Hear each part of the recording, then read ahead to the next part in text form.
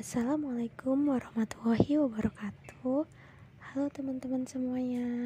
Kali ini aku akan menyampaikan materi mengenai diet untuk penderita DM atau diabetes mellitus tipe 2 dengan komplikasi hipertensi.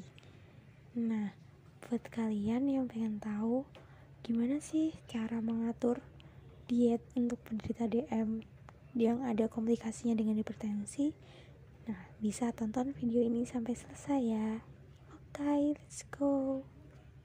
Nah, sebelum kita membahas lebih lanjut tentang gimana sih caranya mengatur diet untuk pasien dengan penyakit diabetes mellitus dan hipertensi itu, pertama kita harus tahu diabetes mellitus tuh penyakit apa sih. Nah, diabetes mellitus atau DM ini merupakan suatu penyakit menahun yang ditandai dengan kadar glukosa darah atau gula darah melebihi normal, yaitu kadar gula darah sewaktu atau GDS sama atau lebih dari 200 mg per dl dan kadar gula darah puasa atau GDP di atas atau sama dengan 126 mg per dl. Nah, untuk penderita DM ini harus sangat memperhatikan pola makan yang diasupnya itu meliputi dari jadwal makannya, jumlah makanan yang diasup, dan jenis makanan yang akan dikonsumsi. Selanjutnya ada jenis-jenis dari diabetes, itu ada 3. Yang pertama, diabetes tipe 1, diabetes tipe 2, dan diabetes gestasional. Nah, yang pertama itu ada diabetes tipe 1. Diabetes tipe 1 ini merupakan kondisi di mana ditandai dengan tingginya kadar gula atau glukosa dalam darah. Nah, perbedaan DM tipe 1 dan tipe 2 ini adalah jika DM tipe 2 terjadi akibat resistensi insulin atau karena sel tubuh menjadi kebal atau tidak responsif terhadap insulin, maka diabetes tipe 1 ini terjadi ketika tubuh kurang atau sama sekali tidak memproduksi insulin. Nah, akibatnya buat penderita DM tipe 1 ini adalah mereka memerlukan tambahan insulin dari luar. Nah, yang ketiga ada diabetes gestasional. Nah, diabetes gestasional ini biasanya terjadi pada ibu hamil yang disebabkan karena tubuh tidak bisa merespon hormon insulin karena adanya hormon penghambat selama proses kehamilan. Berikutnya adalah penyakit hipertensi. Hipertensi merupakan keadaan di mana terjadi peningkatan tekanan darah sistolik lebih besar dari 140 mmHg dan tekanan diastolik lebih besar dari 90 mmHg. Tekanan sistolik ini berkaitan dengan tingginya tekanan pada arteri bila jantung berkontraksi, sedangkan tekanan diastolik berkaitan dengan tekanan dalam arteri bila jantung berada dalam keadaan relaksasi. Untuk diagnosis hipertensi ini dapat ditegakkan bila dari pengukuran berulang-ulang tersebut diperoleh nilai rata-rata tekanan darah diastolik lebih dari sama dengan 90 mmHg dan atau tekanan darah sistolik lebih dari sama dengan 140 mmHg. Nah, berikutnya ada klasifikasi tekanan darah yang terbagi menjadi 3, yaitu prehipertensi, hipertensi stage 1, dan hipertensi stage 2. Kategori normal dari tekanan darah itu sendiri adalah 120/80 mmHg. Nah, seseorang bisa dikatakan mengalami prehipertensi apabila tekanan darah sistoliknya adalah 120 sampai 139 mmHg atau tekanan darah diastoliknya 80 sampai 89 mmHg.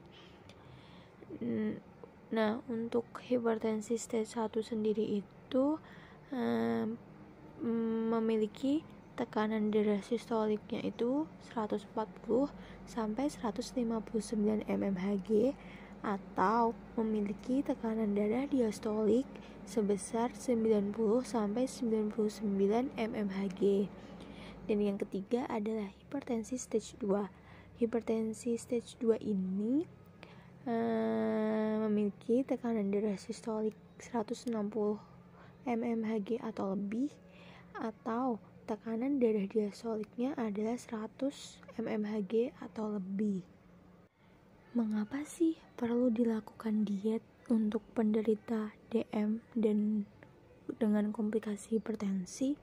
Nah, diet ini perlu dilakukan untuk mengontrol kadar gula darah dan tekanan darah pada pasien sehingga tidak menimbulkan komplikasi kembali, atau bisa juga menambah jumlah komplikasi yang terjadi pada pasien tersebut. Misalnya selain DM dan hipertensi, bisa jadi ada komplikasi dengan kolesterol tinggi, atau ada dengan penyakit ginjalnya juga begitu.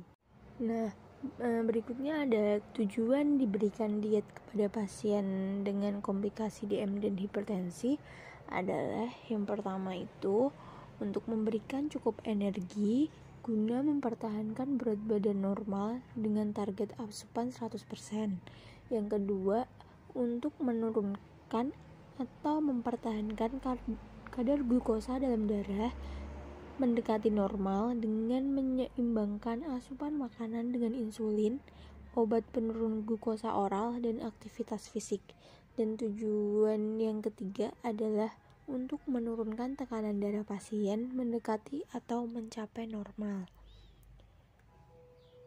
Nah, berikutnya ada syarat diet dari diet DM dan hipertensi. Yang pertama itu, kebutuhan energinya disesuaikan dengan kebutuhan energi pasien. Untuk orang dengan DM, perhitungan kebutuhan energinya itu menggunakan rumus Perkeni. Dan yang kedua, karbohidrat diberikan sebesar 45 sampai 65% dari kebutuhan energi total. Pemilihan jenis karbohidrat itu sendiri dipilih dari jenis karbohidrat kompleks. Yang ketiga, protein diberikan 10 sampai 20% dari total energi. Nah, untuk protein yang diberikan ini adalah jenis protein yang memiliki nilai biologis tinggi. Untuk asupan lemak diberikan sebanyak 20 sampai 25% dari kebutuhan energi total. Komposisi lemak yang dianjurkan adalah lemak jenuh kurang dari 7% dari kebutuhan kalori, lemak tidak jenuh ganda kurang dari 10%, dan selebihnya berasal dari lemak tak jenuh tunggal. Untuk konsumsi kolesterolnya itu sendiri adalah kurang dari 200 mg per dl. Untuk cairannya diberikan sebanyak 25 sampai 30 ml per kilogram berat badan per hari. Untuk asupan serat diberikan 25 gram per hari, dan konsumsi natriumnya itu diberikan sesuai dengan stage hipertensi yang dideritanya. Natriumnya ini biasanya diberikan antara rentang 400 sampai 1200 mg. Nah, yang disesuaikan dengan tingkat hipertensinya tersebut. Untuk konsumsi kalium adalah 4700 mg per dl. Dan yang terakhir adalah untuk penderita DM diharuskan memperhatikan 3J, yaitu jadwal makan, jumlah energi yang diasup, dan jenis makanan yang dikonsumsi.